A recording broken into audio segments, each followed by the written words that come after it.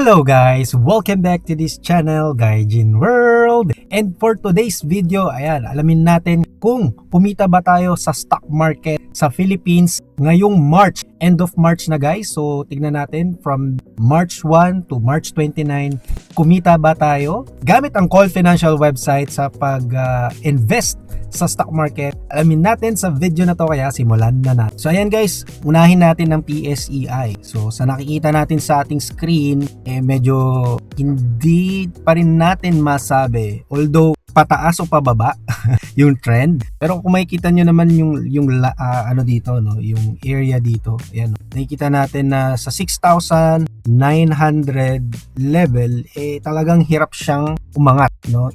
Hirap siyang i-break yung line or yung let's say yung resistance ng 6,900 level.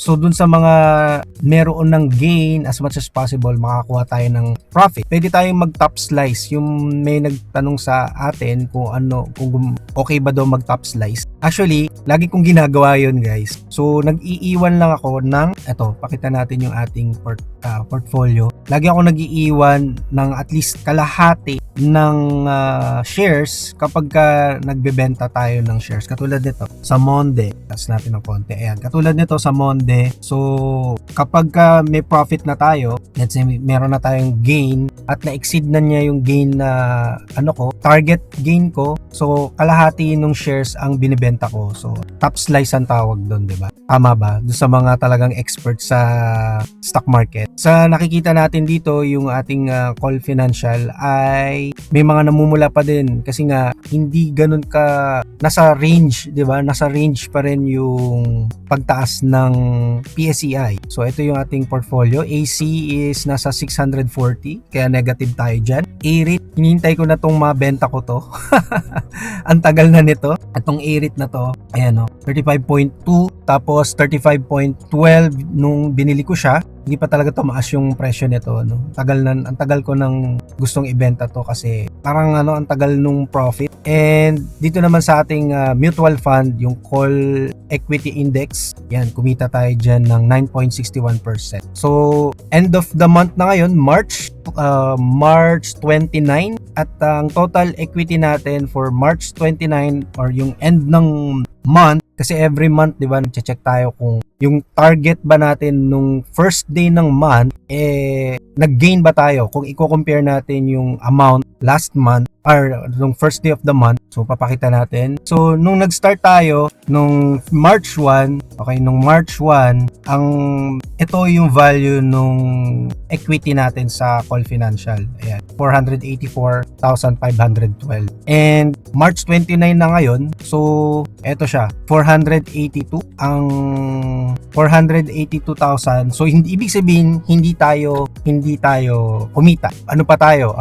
Meron tayong loss na, ayan, minus or negative 1,680, hindi tayo kumita. Tapos meron tayo kasing target goal sana na ito, 513. For this month, ito sana yung goal natin, 513,582. Although, yun na nga, hindi siya umangat-angat. Negative tayo dyan. Kulang tayo dun sa portfolio versus yung forecast natin na sana nadagdagan ng at least 30,000 pesos yung equity natin sa Call Financial. So negative, tayo dyan, 5.99% na hindi natin na-reach yung ating goal.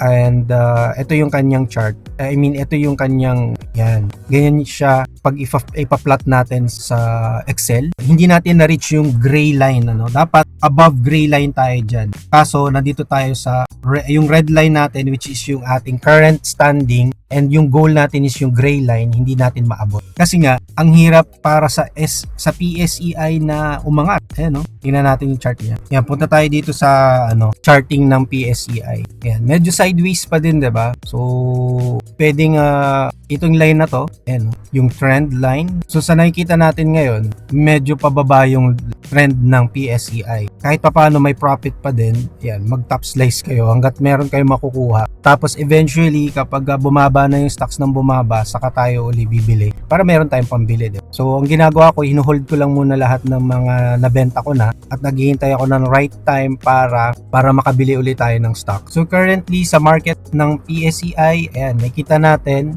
ito yung PSEI as of March 25, yung kanilang technical analysis. Tingnan niyo yung exponential moving average ng flow nitong mga candlesticks. Sobrang taas na niya doon sa mga moving averages. Okay? Pero meron silang resistance and support dito. Medyo sideways nga siya. Kaya hindi pa natin masabi kung yung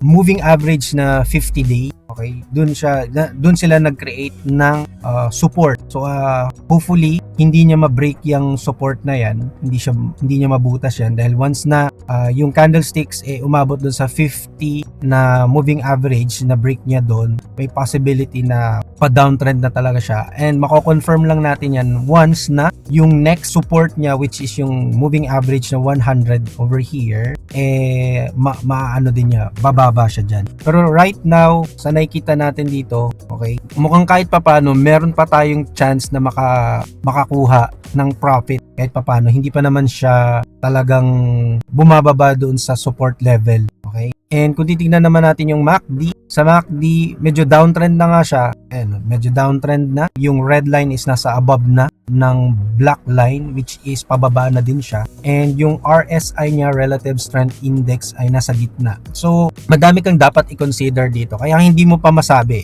Sa MACD, moving average, convergence, divergence, pababa na yung trend niya. Pero hindi pa naman siya umabot sa zero. So, may possibility pa yun na umangat. Dito naman sa RSI, nasa gitna lang siya. So, meron pa siyang pwedeng kitain.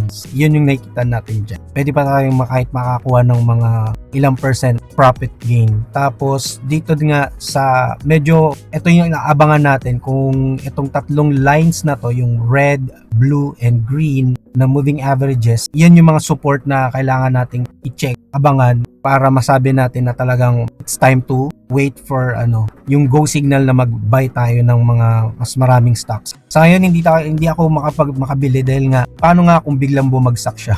Sayang naman, 'di ba? Nandun na siya sa taas eh. Tapos nabili ko siya sa mas mahal na halaga. Ayan, sabi dito PSEI backs off again but proceeds to stand within its sidewards pattern. US also backs off. So yan dyan siya sa, ayan, kailangan niyang mag-break over 6,980 to prod a continuation swing. We continue to see broader weakness yesterday with 15 of the index 30 losing ground along with the 113 decliners overall. So mas maraming losing kaysa sa advancers. So kung titignan naman natin tong ating chart, hindi nga natin gaya nga ng sinabi ko kanina, dahil nga sa pa-sideways yung All Financial PSEI, yung target sana natin hindi natin na-reach. Ito sana yung 500.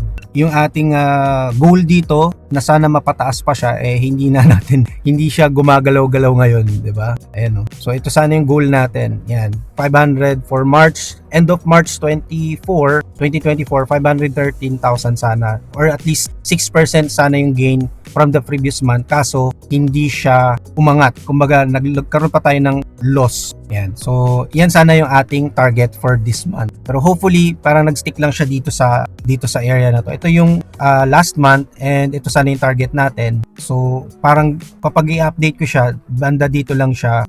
Almost 482,000 kasi siya ngayon. So hindi talaga siya umangat. So and guys, I hope may natutunan kayo sa video na to. Kung may natutunan kayo, please like, share, and subscribe. Kung hindi ka pa nakasubscribe, mag-subscribe ka na at hit mo yung notification bell para lagi kang updated sa ating mga susunod pang i-upload na mga videos at sa iba pang mga topics natin related sa pamumuhay dito sa Japan. Puntahan nyo aming YouTube homepage. I-click nyo yung playlist dahil marami kaming playlist dito na makakatulong sa inyong pamumuhay dito sa Japan. Thank you so much again for watching. This is Alan and I will see you on our next video. Huwag nyong kalimutang i-check yung mga videos na lalabas ngayon dito sa...